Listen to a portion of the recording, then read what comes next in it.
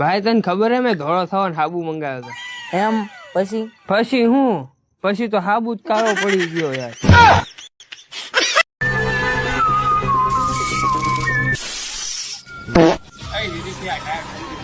એનો મતલબ તને ખબર છે? ના નથી ખબર પંચર થઈ ગયું.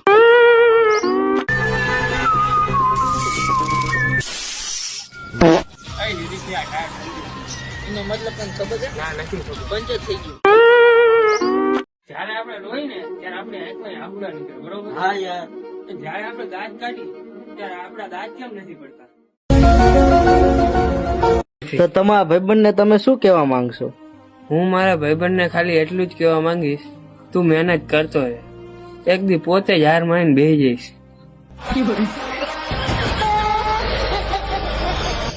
યાદ ફેબ્રુઆરી બધા કરે હતા ફેબ્રુઆરીમાં હે હું તા બેનપણી છે ના નથી. મહાશિવરાત્રી આવે ને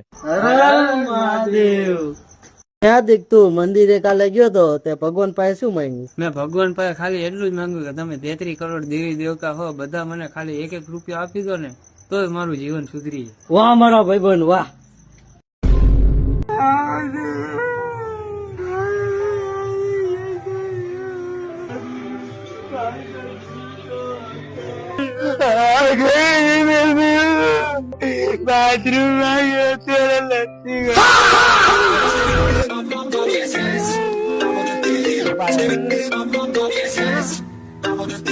હેલો બોલ જમી લીધું? હા કરી લીધું તે ખાવાનું ખાઈ લીધું હા મેં જમી લીધું. એ હારવાર મળ્યું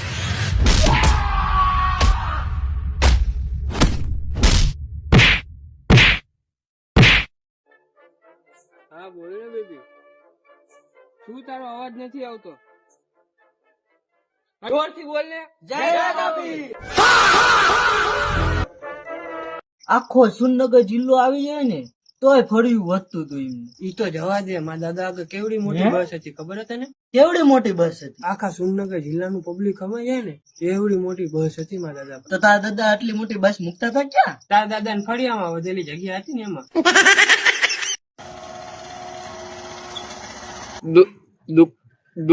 દુકાન ક્યાં હે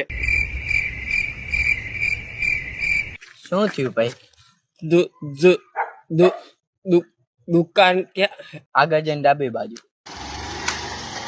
હા ભાઈ ઓલાને સરનામું કેમ ન શું વાંધો? બાંધવાનું થઈ જાય ભાઈ. તારા હાથ જોઈને કહી દો તારા છોકરા ક્યારે થશે ને તારા લગ્ન ક્યારે થશે. મારી માનના આમ મારા હાથ હોત ને તો આને અહીંયા સંડાસમાં હુડે મારે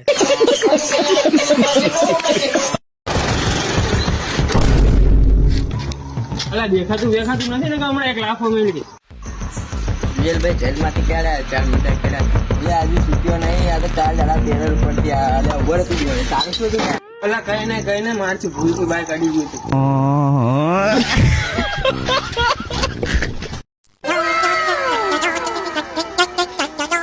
હાલ પપ્પા પોતપોતાના પૈસે. ના પોકો તમે હું આવ પોકો ભાઈ 14 તારીખે શું છે? 14 તારીખે તો ઉત્તરાયણ હે. બીજું શું હોય? ઉત્તરાયણ થોડી હે ઉત્તરાયણ નો બર્થડે હે આપડે બહાર ચા પીને હા ભાઈ મારા કરિયર ઉપર વિચારવા. કરિયર નો સ્પેલિંગ બોલ તો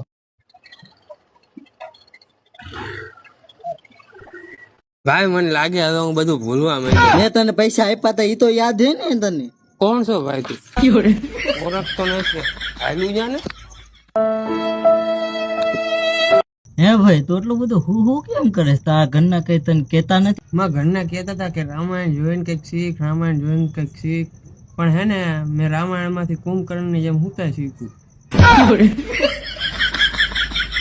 ભાઈ તું બીમાર હતો તે દવા લીધી કે નહીં? દવા તો લીધી પણ ડોક્ટરે એમ કીધું કે જમીન લેવાની. હવે અહીંયા ખાડો પૂરવાના પૈસા નથી જમીન ક્યાંથી લો